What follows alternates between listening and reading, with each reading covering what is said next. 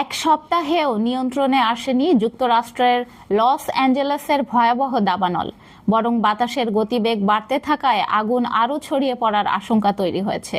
এ অবস্থায় প্রাণ বাঁচাতে ঘরবাড়ি, ব্যবসা প্রতিষ্ঠান ছেড়ে পালাচ্ছেন ক্ষতিগ্রস্ত এলাকার বাসিন্দারা। আর এই সুযোগ কাজে লাগিয়ে অনেকেই ব্যস্ত হয়ে পড়ছেন চুরি ও লুটপাটে। বিবিসির এক প্রতিবেদনে জানানো হয়েছে, দাবানলে পুড়তে থাকা এলাকায় চুরি ও লুটপাট চালানোর ঘটনায় নতুন করে আরও 10 জনকে আটক করেছে স্থানীয় প্রশাসন।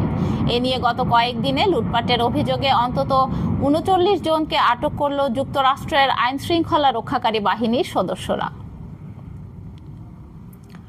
এর মধ্যে 3 জন ব্যক্তির বিরুদ্ধে 2 লাখ মার্কিন ডলারেরও